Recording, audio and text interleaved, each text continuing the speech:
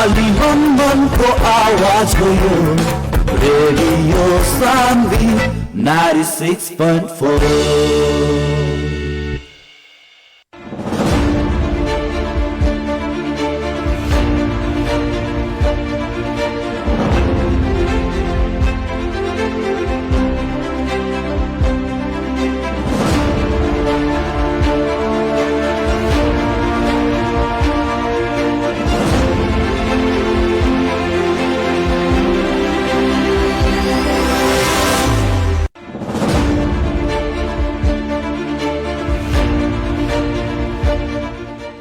नमस्कार, हार्दिक स्वागत बा रेडियो सान्वी 96.4 मेगाहर्ट्ज के प्रस्तुति कार्यक्रम चुनावी बहस में। कार्यक्रम चुनावी बहस के साथ उपस्थित हो चुकल बानी हम कार्यक्रम प्रस्तोता मुकलेश गदी।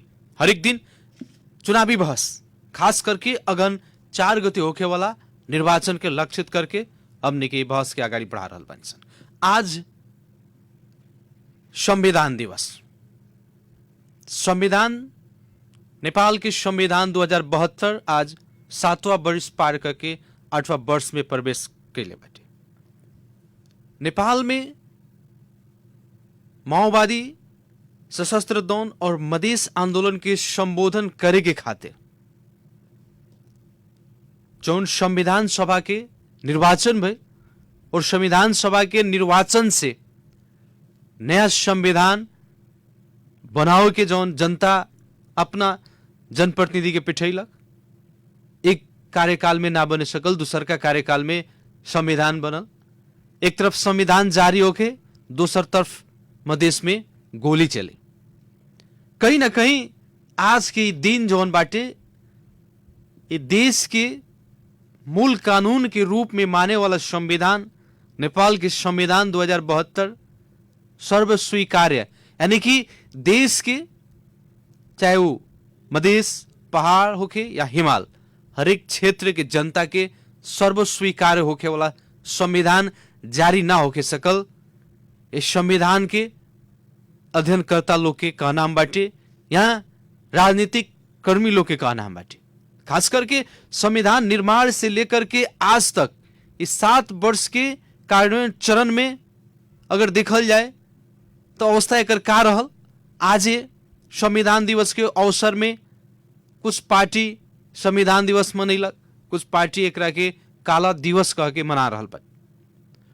वास्तव में संविधान एक एगो, लेकिन संविधान के खुशहाली दू ढंग से काहे मनावल गई, इस संदर्भ में आज हमनी के बहस के आगाड़ी बढ़ाएम सन। और खास करके आज अगर देखल जाए तो मधेशवादी दल ही लोकतांत्रिक समाजवादी पार्टी के बात कही जाए तो लोकतांत्रिक समाजवादी पार्टी कला दिवस के रूप में मनैले बा, विरोध के कार्यक्रम सभी अगाडि बढ़ैले बा। कहीं न कहीं जौन बेरा संविधान जारी भइल उस संविधान के दौरान में देखल जाए तो शुरुए से लोकतांत्रिक समाजवादी पार्टी के इस संविधान प्रति आपत्ति, जेकरा कारण से शुरुए से काला दिवस के रूप में मनावते आ रहल बाटे। आज ही हमनी के जाने के चाहेम सन कि लोकतांत्रिक समाजवादी पार्टी सरकार में सहभागी हो सकता, संविधान के मान के चुनाव में सहभागी हो सकता, लेकिन संविधान के काला दिवस काहे मनाई, एकरे विषय में छलफल और बहस के खातिर अभी हमनी के संपर्क में जोड़ले बानी सन लोकतांत्रिक समाजवादी पार्टी के केंद्रीय सदस्य एवं मधेश आंदोलन के योद्धा के रूप में मानल जाए शशि कपूर मियाँ जी के। शशि कपूर जी, स्वागत बा अपने के कार्यक्रम चुनावी बहस में। धन्यवाद बा। का हाल खबर बाटे? जी सब ठीक बा। अब जैसे कि आज असोज 3 गते नेपाल के संविधान 2072 जारी भइल, आज 7 वर्ष हो गए। इस 7 वर्ष के दौरान में संविधान निर्माण और कार्यान्वयन की 7 वर्ष की यात्रा के रूप कैसे समझे के चाहे? सबसे पहले आज संविधान जारी भइला के बाद जौन दिने संविधान जारी होत रहे देश में, वो दिने भी सिर्फ पार्टी के नेता और पार्टी के कार्यकर्ता ना, मधेश के संपूर्ण जनता, मधेश के संपूर्ण मीडिया कर्मी, शिक्षक, बुद्धिजीवी, सारा लोग सड़क पर है। ओकर उद्देश्य का रहे कि कोनो भी देश में जब संविधान जारी होला तो देश में सहमति के आधार पर वह देश के आधारभूत आवश्यकता का बा, आम जनता के मनोविज्ञान का बा, वो मनोविज्ञान के आधार पर देश के जी संविधान जारी होला। लेकिन यहाँ का देखल गई कि मधेश के लोग सड़क पर है, मधेश के लोग अपन अधिकार प्राप्त करे खातिर आंदोलन में रहे। और आज के ही दिन असोज के 3 गते पूरा देश भर में ही मधेसी जनता के बंधक बना के, मधेसी जनता के छाती में गोली ठोक करके जौन किस्म से विभेद रहित जौन संविधान जारी भइल, वो संविधान के वो दिन से आज तक हमनी वो संविधान के पूर्ण रूप से मानत नहीं सन। कुछ वो संविधान में ठीक बा, जौन चीज होके के चाही, जौन चीज में लिपिबद्ध होके के चाही, वो चीज वो संविधान में ना लिखला के कारण से हमनी के वही दिन से फर्क एगो मत बा। और वही दिन से हमनी वो संविधान संशोधन करके जौन बाकी चीज संविधान में नइखे लिखल गई, वो चीज लिखे खातिर आज भी हमनी अपन फर्क मत के साथ आज के दिन हमनी काला दिन के रूप में ले बानी सन। और दूसर बात जी जी कि आज के ही दिन वीरगंज के माई स्थान में अधिकार खातिर संविधान में अधिकार हमनी के लिखे के चाही। तो के माई स्थान चौक में शत्रुघ्न पटेल के हत्या कल गई पुलिस के द्वारा, उसे आज के दिन हमनी खातिर, पार्टी के ही लोग खातिर ना, समग्र मधेसी जनता खातिर, शोषित पीड़ित उत्पीड़न में पड़े वाला जनता खातिर आज काला दिवस के रूप में बा। उसे हमनी लोकतांत्रिक समाजवादी पार्टी आज वीरगंज में ही ना पूरे मधेश में आज के दिन काला दिन ह कह के, ब्लैक डे ह कह के हमनी आज प्रदर्शन कैले। शशि कपूर मियाँ जी, जैसे कि संविधान के 7 वर्ष की यात्रा और संविधान जौन बेरा जारी भइल, वो बेरा मधेश के ये हमनी के परसा जिला के शत्रुघ्न पटेल के जौन सीना में गोली मारल गई, ऐसी अपने लगन एक के काला दिवस के रूप में मनाओ तनी लगन अपने लगन के जौन मुद्दा रहे उस संबोधन ना होके सकल। संविधान ऐसे एगो गतिशील प्रक्रिया, इस संशोधन भी होला, लेकिन इस 7 साल में भी अपने लगन के मांग जौन बाटे और इस संविधान में जौना जौना धारा उपधारा में असहमति रहे, वो आज तक संशोधन होके ना सकल। एकर कारण का एकर कारण कहीं ना कहीं स्पष्ट हमनी के बात करे के पड़ी अभी के समय में। एकर कारण कहीं ना कहीं मधेशवादी दल भी बा, एकर कारण के जिम्मेवारी हमनी के भी लेवे के पड़ी। जी जिम्मेवारी उसे लेवे के पड़ी कि मधेसी दल भी एक जगह ना रह के अलग अलग गुट में बटला के कारण भी एगो हमनी के कमजोरी के कारण भी नेपाली कांग्रेस हिमालय माओवादी आज हावी भइल। दोसर बात जे पटक पटक हमनी के मधेश के जनता जौन प्रकार से सदन में उपस्थिति भेजे के चाहिए, वो प्रकार से हमनी के सदन में उपस्थिति ना भइल। कम संख्या के संविधान संशोधन का बा, जे अंक गणित के खेल में संविधान संशोधन चाहिए। संविधान संशोधन करे खातिर 2/3 बहुमत की आवश्यकता पड़ेला। और पटक पटक नेपाली कांग्रेस, कभी एमाले, कभी माओवादी अपन विश्वास में हमनी के ले करके जे अब हमनी संविधान संशोधन करें सन, लेकिन वो विश्वास में ले करके धोखा देला के कारण से आज तक संविधान संशोधन ना होके सकल। जौना के कारण से अपने देखलो होके जी नागरिकता के कानून जौन आयल बहुमत से पास होके, लेकिन तब भी हम ठोक के प्रमाण के साथ कहें कि ना गठबंधन ईमानदार बा, आना गठबंधन बाहे के भी अपने के माओवादी, एमाले, कांग्रेस, नागरिकता विधेयक पर सारा पार्टी जौना के हमनी के खस पार्टी कहतनी सन, सारा पार्टी बेईमान बा, जौना के कारण से राष्ट्रपति के यहाँ विधेयक आज भी फंसल बा। यह प्रश्न का रहल बाटे, चर्चा चल रहल बाटे, खास करके अपने लगन काला दिवस जब संविधान के मना रहल बानी, इस संदर्भ में नेपाल के संविधान के तहत अपने लगन निर्वाचन में सहभागी हो सकतानी, उम्मीदवारी दे सकतानी, चुनाव लड़ सकतानी, लेकिन संविधान के काला दिवस के रूप में ही मना रहल बानी, एकरा के सर्व स्वीकार नहीं लगन करत। ये मधेशवादी दल के दोहरो चरित्र ना ह कि का? जी ना, दोहरो चरित्र ना हो, मैं स्पष्ट करे के चाहतनी। नेपाल के संविधान में जो निर्वाचन प्रणाली बा, निर्वाचन प्रणाली में कोनो समस्या नहीं है, नंबर 1। नंबर 2, प्रजातांत्रिक व्यवस्था में निर्वाचन में भाग लेवे के सर्व राजनीतिक दल के एगो कर्तव्य है।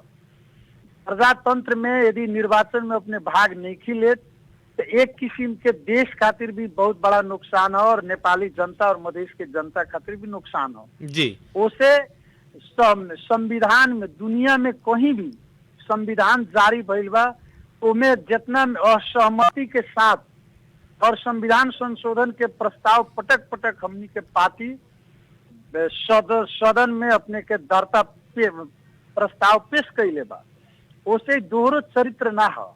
आज हमनी के एक एगो चरित्र बा कि संविधान संशोधन करके जौन चीज में नहीं के लिखल गई, जौन चीज हमनी के प्रस्ताव दर्ता बा, उमें संशोधन करके आगे बढ़े के चाहिए।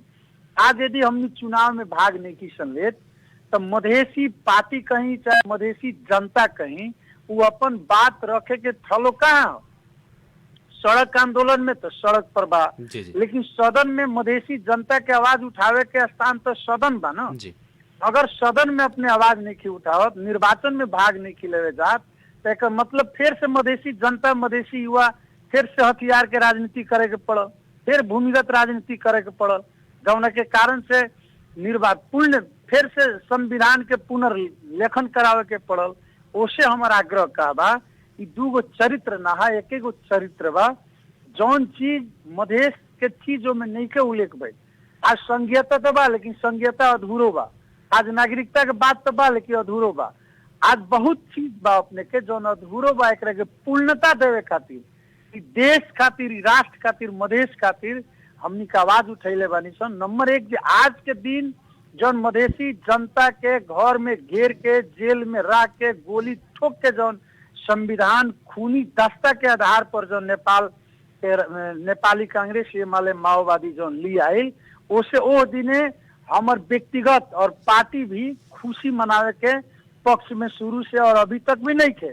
उसे ओ दिन दुख के दिन रहे, उसे काला दिवस के रूप में हमने कब तक अपने लगन काला दिवस मनाएम, जबकि यही मधेश में रहे वाला और सब पार्टी मधेशवादी दल के छोड़ के और सब पार्टी एक के दिवस के रूप में मना रहल बाटे, अपने लगन काला दिवस के रूप में मना रहल बानी, कब तक मनाएम लगन? देखल जाए, एगो बड़ा बढ़िया प्रश्न अपने कहनी जो और मधेश के पार्टी के लोग आज संविधान दिवस मनाइले बा जी। अपने के स्मरण करावे के चाहतानी जे ऐसे पहले वीरगंज में अपने के असोज के 3 गते तत्कालीन ओबेर के मेयर विजय सरावगी जी, ओबर हम सब लोग जसपा में ही रही सन जी, उस सरकारी कार्यक्रम में टाउन वीरगंज के टाउन हॉल में गईलन सहभागिता जनावे संविधान दिवस के दिन है। और उनकर पार्टी माननीय उपेंद्र यादव उनकरा के 24 घंटा के स्पष्टीकरण पूछ लेलन कि मेयर साहब आज के दिन काला दिवस मनावे के दिन है, अपने काहे संविधान दिवस मनैनी है, ओकर जवाब दी। और हमर प्रश्न बा अपने के रेडियो के मार्फत उस साथी लोग से जे आज अपने 6 बरस काला दिवस मनैनी और आज 7वां बरस में आकर के कौन संविधान पुनर्लेखन हो गई की, संविधान में छूटल अधिकार लिखा गई की, कौना कारण से वो लोग आज संविधान दिवस मनैले बा, ई एगो दुखद पक्ष। उससे वो लोग जे अपना के बुझता मधेसी दल, वो लोग के मधेसी दल के रूप में अब हमनी के संबोधन ना करन सन, वो लोग गोरा और काला मिल करके एगो पार्टी निर्माण ई लोग कर लेले बा। और उससे बेसी वो लोग के मधेश के एजेंडा से, मधेश के मुद्दा से, मधेश के सहित से वो लोग के सरकार नहीं के, ये अपने कम स्पष्ट करे के। यहाँ एक और बात हम जाने के चाहें, जैसे कि ये देश के मधेशवादी दल के छोड़ के और सारा, चाहे वो नेपाली कांग्रेस होके या नेकपा एमाले होके, माओवादी होके, ये हर पार्टी में मधेश आंदोलन की देन है कि कोटा सिस्टम आयल, वो कोटा से केंद्रीय सदस्य पार्टी के और सब माने सदस्यता प्राप्त कई व्यक्ति लोग भी आज देश इस संविधान के दिवस के रूप में मना रहल बाटे, उ लोग के अपने क्या कहे के चाहे? मधेश के आंदोलन 2062-63 के पहले नेपाली कांग्रेस के संगठन के भीतर मधेसी कोटा ना रहे, महिला कोटा ना रहे, आदिवासी जनजाति मुस्लिम कोटा ना रहे, वैसे ही नेकपा एमाले के भीतर भी ना रहे, माओवादी के भीतर भी ना रहे। तो मधेश विद्रोह के उपलब्धि है कि जौन सारा आज पार्टी के भीतर भी वो चीज आज आ रहल बा। दूसर बात, आज ये देश में समावेशी समानुपातिक और कोटा सिस्टम जौन बा, लोकसभा आयोग में अपने पढ़ल लिखल आदमी बानी, 62-63 के पहले नेपाल सरकार के डाटा पलटा के देख ली, 1% भी 0.1% भी मधेसी युवा विद्यार्थी लोकसभा में कहियो पास नहीं कैले, वो फेल करावल जाए। लेकिन आज वो मधेश विद्रोह के उपलब्धि है कि आज यह वीरगंज में रहे वाला निकिता मिश्रा आज खुला इंस्पेक्टर में लिखित में कालू पास भइल, हमनी के वीरगंज के ही वो बेटी है। आज हर जगह जौन मधेसी युवा विद्यार्थी के जो लोक सेवा के भीतर जो नाम आ रहा बा, चाहे स्कॉलरशिप में नाम आ रहा बा, वो मधेश विद्रोह के उपलब्धि है। उससे आज भी नेपाली कांग्रेस एमाले माओवादी मिल के मधेश में गुमराह नेपाली मधेसी जनता के कर रहा बा। और हम आग्रह करें कि वो पार्टी के गुमराहियत में ना पड़े के, सबसे ज्यादा उहे पार्टी ये देश में ये मुल्क में राज कैले बा, आज उहे लोग मधेश में आके फिर गुमराह कर रहा बा। उससे हमारा आग्रह बा कि मधेश विद्रोह के ई सारा उपलब्धि अपने के दर्जनों उपलब्धि अपने के गिना सके। लेकिन आज ही जौन मधेश आंदोलन की उपलब्धि पूर्ण रूप से संस्थागत होके नहीं के सकल, एकरा संस्थागत होके में कितना समय लागी, और जौन अपने लगन के असंतुष्टि बाटी संविधान के ऊपर और संविधान के धारा के ऊपर, ये कब तक संशोधन हो सकताटे, पूर्णता पा सकता, और ये देश के संविधान पूरा चाहे मधेश होके या पहाड़ होके या हिमाल होके सब कोई के सर्व स्वीकार्य संविधान बन सकताटे। देखल जाओ नेपाल में का बा जे अपने के इतिहास पलटाएम तो ओकर एगो हद म्याद तो कल बता। अपने के संविधान नेपाल में कभी अपने के 2 वर्ष में संविधान खत्म भइल बा, कभी आके 15 से 17 में भइल बा, 2009 में भइल बा। अगर यह अवस्था रही, सिर्फ मधेसी के ही असंतुष्टि नहीं थे, आज थारू का असंतुष्टि बा, आज मुस्लिम का असंतुष्टि बा, अल्पसंख्यक जाति का असंतुष्टि बा। संविधान कहे वाला चीज है सर्व स्वीकार्य बनावे के, लेकिन आज सर्व स्वीकार ना भइला के कारण से सिर्फ मधेसी जनता काला दिवस नहीं के मनेले, आज कंचनपुर कैलाली के संपूर्ण थारू लोग भी काला दिवस मनेले बा। उससे ई चीज अपने के जबले कि यहाँ के नेपाली कांग्रेस एमाले माओवादी ईमानदार पार्टी के रूप में ना हुई, जनता के उत्तरदायित्व तो ना हुई, तब तक ई संघर्ष चलत रही। दूसर बात जे असंतुष्टि मधेसी जनता के बा, असंतुष्टि खत्म नहीं के भइल, उसे असंतुष्टि समाप्त करे खातिर जौन मधेसी जनता के मनोविज्ञान बा, वो मनोविज्ञान और भावना बूझ करके उस संविधान में लिपिबद्ध हो गईला के बाद मात्र असंतुष्टि समाप्त हुई। यदि ना हुई, ठीक आज से अपने के ये 79 चलता है, में 5 बरस और थप कर दी जी, 12 बरस के बाद फिर से यहाँ एगो बहुत बड़ा ज्वालामुखी फाटी, और वो ज्वालामुखी फाटी तो हो सके नेपाल की अवस्था, मधेश की अवस्था का हुई, फिर ओकरा मधेश में कौन प्रकार के राजनीति हुई, वो 5 बरस और 5 बरस के बाद यहाँ फिर एगो विद्यार्थी युवा के एगो ज्वालामुखी फूटी, और वो हमारा सारा चीज हो सके संविधान समाप्त हो जाए, हो सके फिर से संविधान सभा के निर्वाचन होके, ये एगो हमार आकलन बा, एनालिसिस बा। उससे समय पर ही नेपाली राजनीति करे वाला, नेपाली जनता के राज करे वाला यहाँ नेपाली कांग्रेस एमाले माओवादी जे पार्टी अपने के बड़ा कहा होता, उस समय पर ही मधेसी समस्या समाधान ना करी लोग, तो हो सके फिर 5 बरस के बाद ज्वालामुखी फूटी। लेकिन दोष लगा रहल बानी अपने लगन माओवादी, चाहे नेपाली कांग्रेस, चाहे नेकपा एमाले के, लेकिन जब जब वो लोग संकट में पड़ता, ओह बेरा वो लोग के हथियार अपना ही लगन बन जाता, नहीं यानी कि मधेशवादी दल ही बन जाता, तो ये समस्या समाधान कैसे हुई?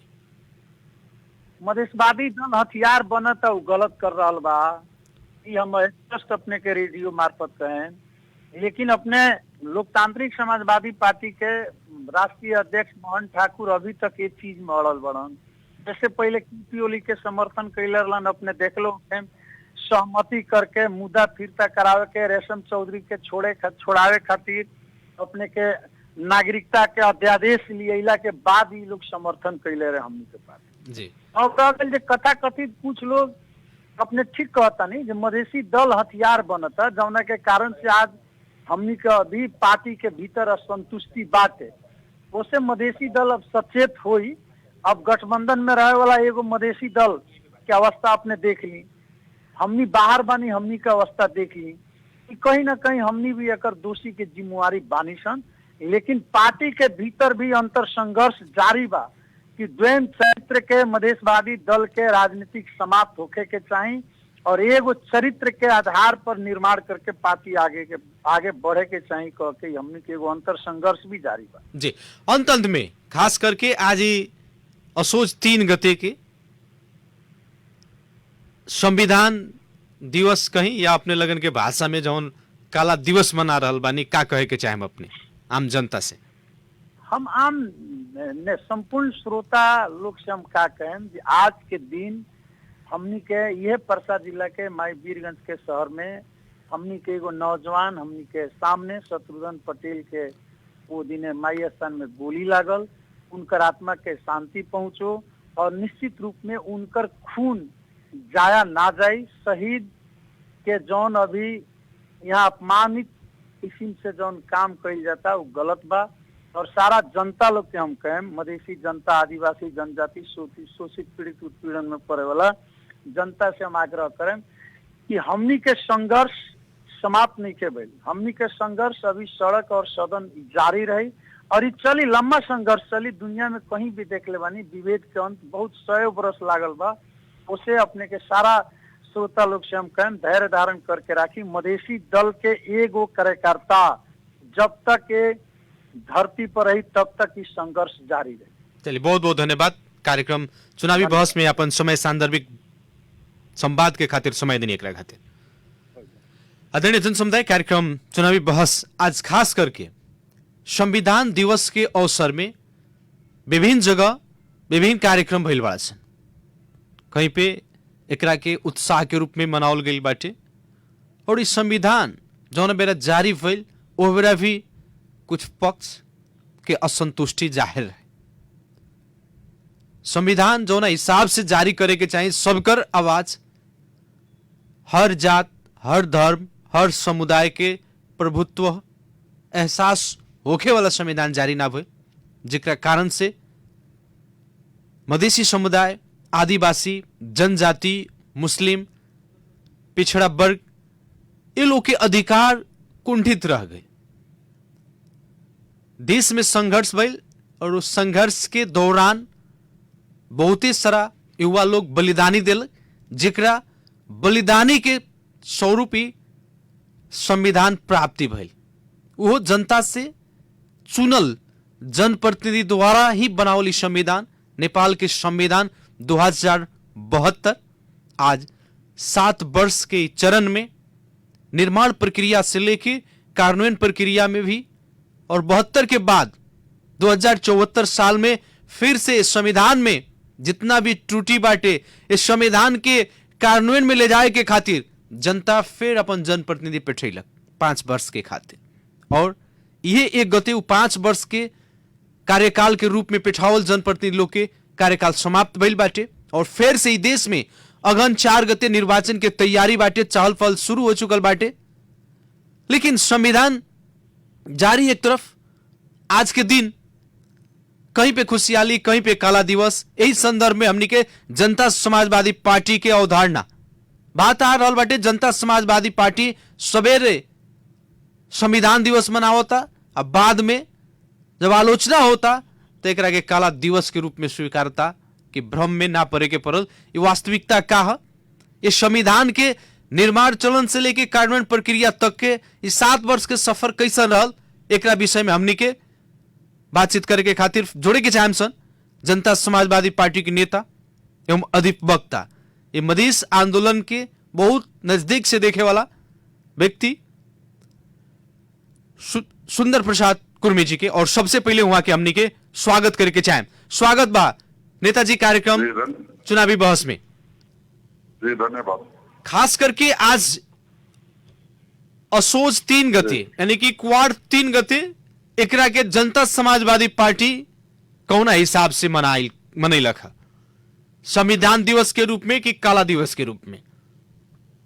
देखिए आज जो हमने के जो संविधान के दिवस जो संविधान के दिन जी जी असोज 3 गते के संविधान जारी हुए।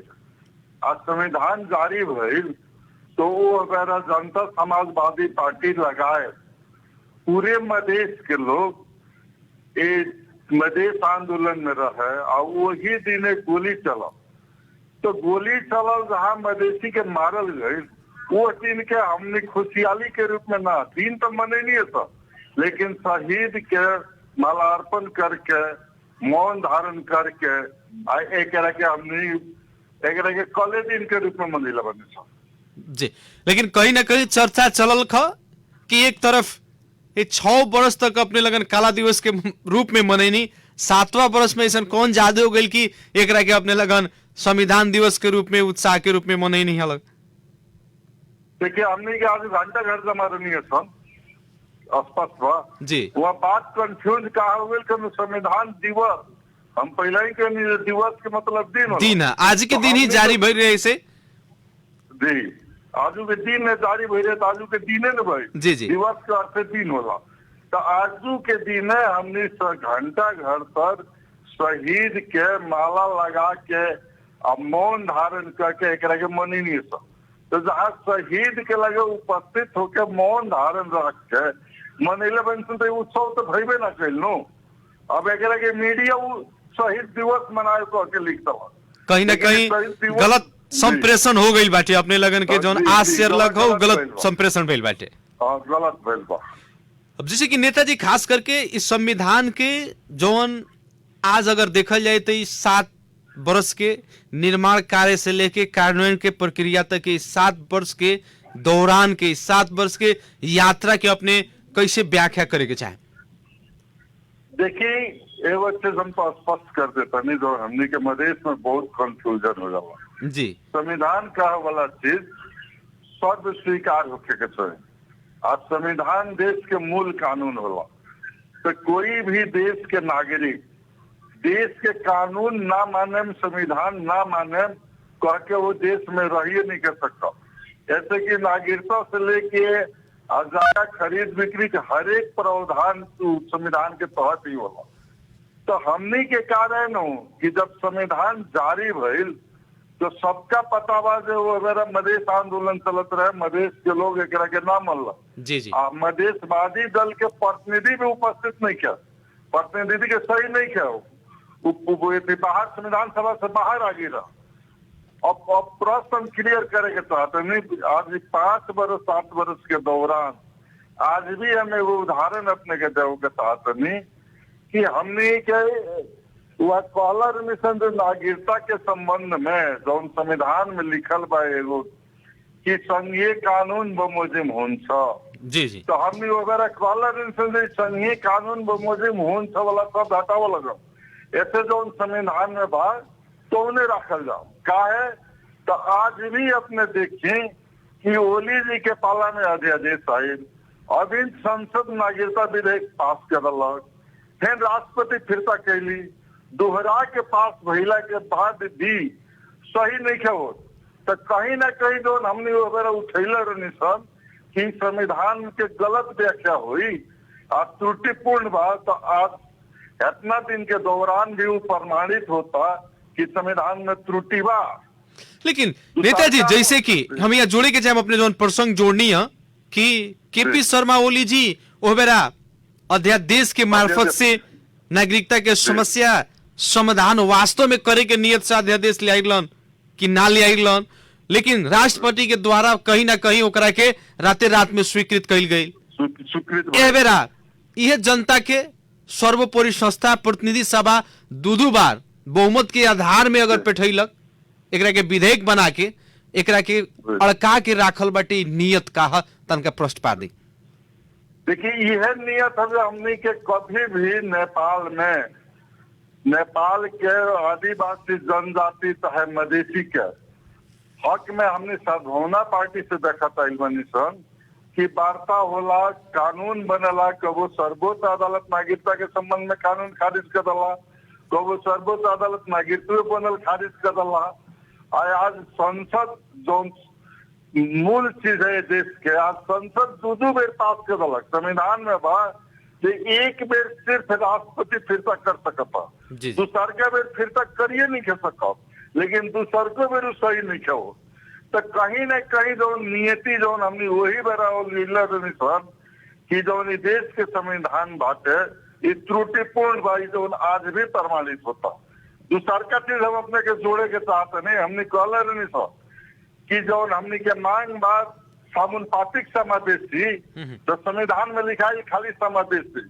आज हर एक निकाय में कहीं भी समानुपातिक प्रवेश नहीं मिला। समावेशी के नाम पर 21 में एगो लिख दे दो तो समावेशी है, तो त्रुटि तो बात संविधान में। लेकिन जो त्रुटि अपने लगन मने एकरा के कह रहल बानी कि त्रुटि आज तक इस 7 वर्ष के दौरान में भी सचियावल ना गई। 5 वर्ष जनता जनप्रतिनिधि भी बैठेलक इस संविधान के त्रुटि सचियाओ के खातिर। ये जो संविधान 2072 साल में जारी भइल और 74 में जो निर्वाचन भइल, ये निर्वाचन से इस संविधान के कार्यान्वयन में ले जाए के खातिर, एक कमी कमजोरी के सुधार के आगाड़ी बढ़ाओ के खातिर फिर भी संबोधन होके ना सकल, कारण का है?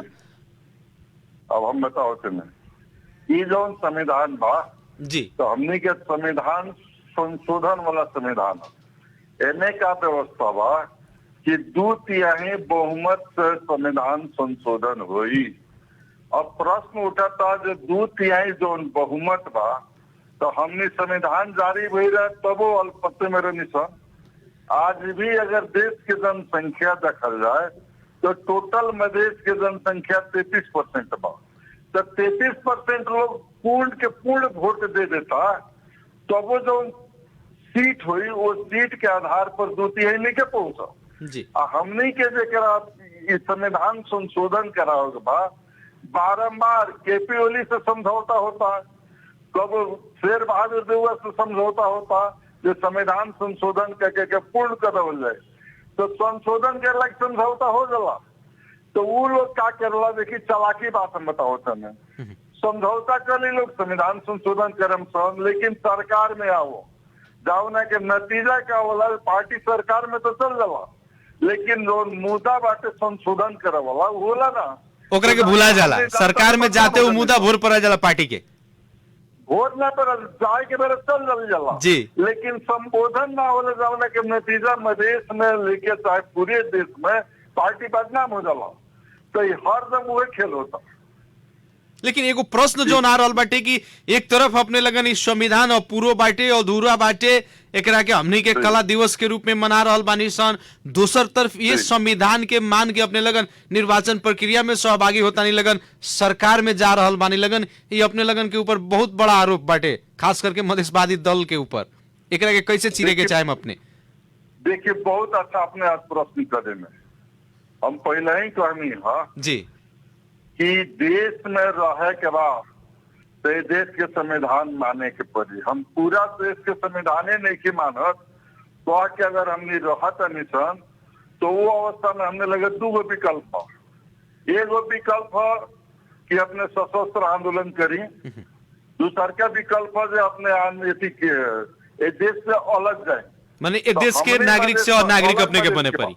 जी जी अलग मधेश के बात हुई तो हमने अलग मधेश में देश टुकरावे ला जा नहीं सुन सकत। जी जी सशस्त्र हमने आंदोलन कर नहीं सुन सकत।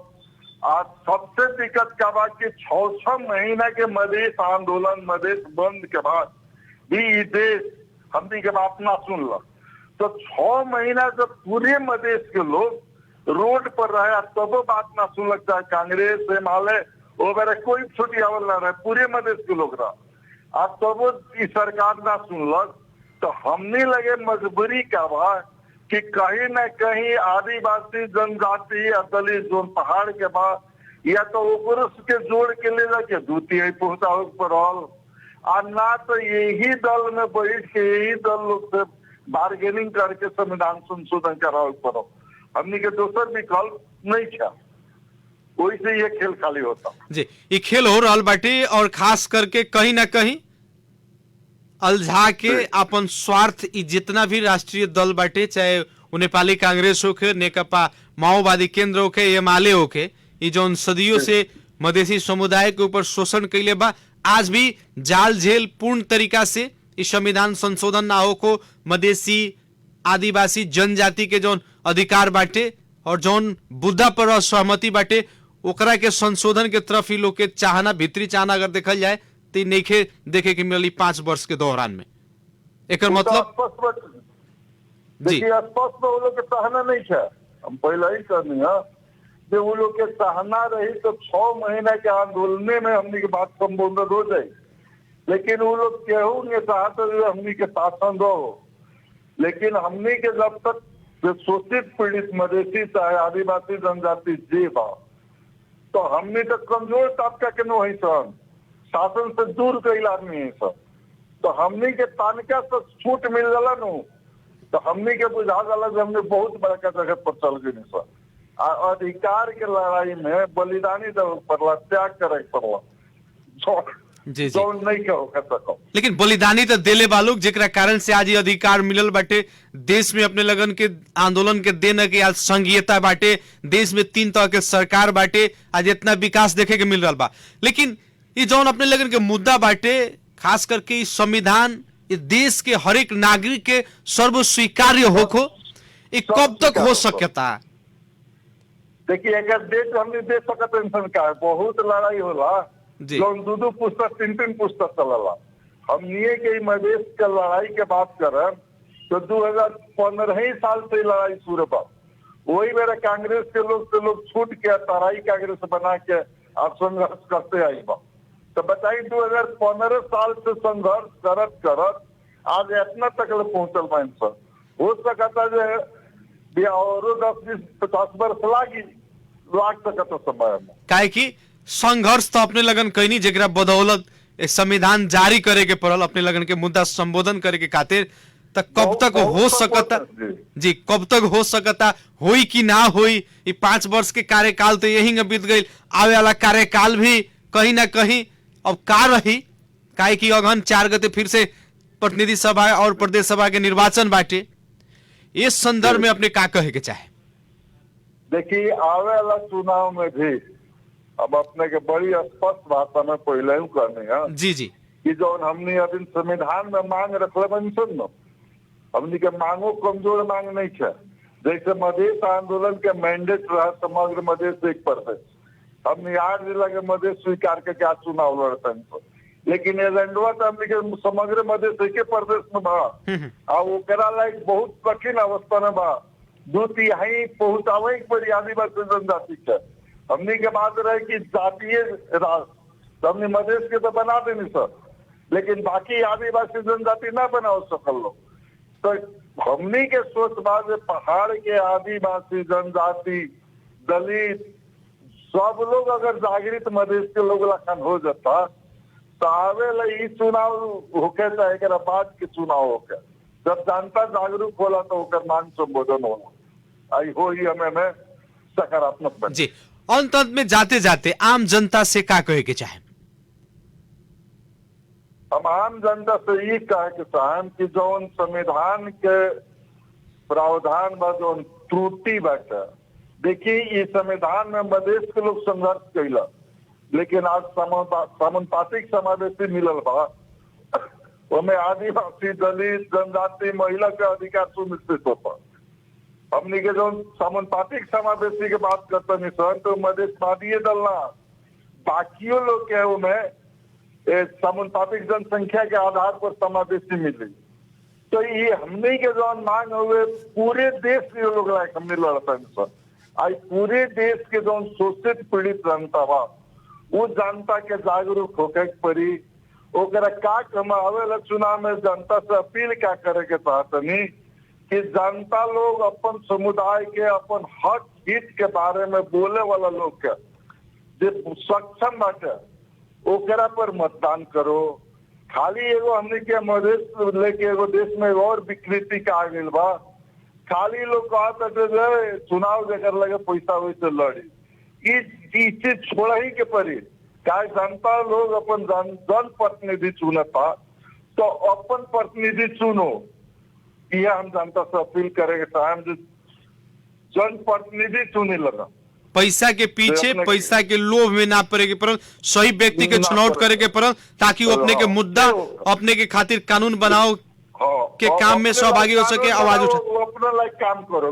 डेमोक्रेसी की असली बात है कि जनता द्वारा जनता के ऊपर जो शासन होला, तो हम तो अपन शासक में बनावता नहीं है, तो हम अपने लोग ने बना दे हमारे लाइक काम करो उस संख्या के करक परियाव वाला चुनाव में। तो फिर 5 वर्ष का होला कि चुनाव में लोग भटक जाला, 5 वर्ष तक ले नेता के गाड़ी दल, तो वैसे दिन मत आओ जो नेता के गाड़ी दो के पर। जी बहुत बहुत धन्यवाद समय देनी संवाद के खातिर। अपनों के धन्यवाद जी। आदरणीय जन समुदाय, कार्यक्रम चुनावी बहस के आज की विशेष बहस खास करके असोज 3 गते यानी कि आज के ही दिन ये देश के मूल कानून यानी कि नेपाल के संविधान 2072 जारी भइल। 72 साल में जारी संविधान जौना बेरा होत रहे ओ बेरा देश के आधा आबादी भइल जनसंख्या ये भूभाग में आंदोलन चलत रहे। वो आंदोलन का है कि मधेसी, आदिवासी, जनजाति, मुस्लिम जे राज्य के सत्ता में ओकर समानुपातिक समावेशी नहीं थे, ओकर भी सहभागिता होके के पड़ल, ओकर भी आवाज यहाँ संबोधन होके के पड़ल। वो आवाज में पूर्ण रूप से यथेष्ट रूप से संबोधन न भइला के कारण से वो लोग आंदोलन में रहे। ऐसे ये देश के कानून सबकर स्वीकार्य होके सब लोग एकरा के अपन कानून माने, ये देश के कानून से बढ़कर क्यों ना होला, लेकिन वो अवस्था देखे के ना मिला, जेकरा स्वरूप मधेशवादी दल लोग आज के दिन एकरा के विरोध के ही रूप में, काला दिवस के ही रूप में मना रहल बा, ताकि ये संविधान जारी जौना बेरा भइल वो बेरा कहीं ना कहीं यही बीरगंज के धरती पर, यही पर्सा जिला के युवा लोग के छाती पर गोली मारल जात रहे। वो दिन जेकरा कारण से आज ये लोग कला दिवस मनाओ के बाध्य बाटे लो। और खास करके अभी हमने के चुनाव के माहौल भी बाटे, अगन 4 गते होके वाला निर्वाचन के तैयारी हो रहल बा सन, दल सब चुनावी रणनीति में लागल बाटे। वैसे ही खास करके निर्वाचन आयोग के कार्यतालिका के अनुसार आज 7 बजे तक समानुपातिक तरफ से जितना भी दल बाटे वो दल सब आज सहभागी भइल बाटे, आपन आपन समानुपातिक जे भी सांसद लोग के नामावली पठैले बाटे। और प्रतिनिधि सभा के तरफ से देखल जाए तो 11 गो दल सूचीकृत भइल बाटे, बंद सूची में अपन पेश कैले बाटे, जैसे कि नेपाल समावेशी पार्टी 1 नंबर में, दूसरका नंबर में तराई मधेश लोकतांत्रिक पार्टी, तीसरका नंबर में राष्ट्रीय मुक्ति आंदोलन नेपाल, चौथा नंबर में राष्ट्रीय वाम मोर्चा, 5वां नंबर में बहुजन एकता पार्टी और 6ठा नंबर में राष्ट्रीय नागरिक पार्टी, 7वां नंबर में मंगोल नेशनल ऑर्गेनाइजेशन, वैसे ही 8वां नंबर में मितेरी पार्टी नेपाल, 9वां नंबर में जनमत पार्टी, 10वां नंबर में नेपाल का लागि नेपाली पार्टी और 11वां नंबर में लोकतांत्रिक समाजवादी पार्टी नेपाल। ये आज 7 बजे तक समानुपातिक निर्वाचन तरफ ये लोग के बंद सूची बुझावल गई बाटे, ये दल सबके रिकॉर्ड रखा। वैसे ही खास करके ये माहौल जो अभी चल रहा बाटे, ये माहौल में एक तरफ गठबंधन के कारण जो हिसाब से हर एक उम्मीदवार लोग में उत्साह होके के चाहिए, कहीं ना कहीं कंफ्यूजन तो बाटे। ये देश अभी के अवस्था में गठबंधन से चुनावी तालमेल करके अगाड़ी बढ़े अवस्था में केकरा टिकट मिली, कौना क्षेत्र में कौन पार्टी लड़ी, एक कारण से अभी कहीं ना कहीं अन्योल बाटे। लेकिन राजनीतिक दल सब अपन रणनीति बना रहल बाटे। ऐसे हमनी के बार बार कहनी सन और कहते आ रहल बानी सन कि निर्वाचन 5 साल पर आवेला, और ये ऐसा चीज है कि जनता स्वयं अपना खातिर अपने द्वारा शासक चुनेला। वैसा व्यक्ति के छनौट करे के चाहिए कि अपने के खातिर लड़ सके, अपने के खातिर कानून बना सके, अपने के खातिर आवाज उठा सके। ऐसे ये चीज पर ध्यान दें। इतने कहत कार्यक्रम चुनावी बहस के आज के विशेष बहस से हम कार्यक्रम प्रस्तोता मुकलेश गदी विदा चाहत बानी। प्रणाम।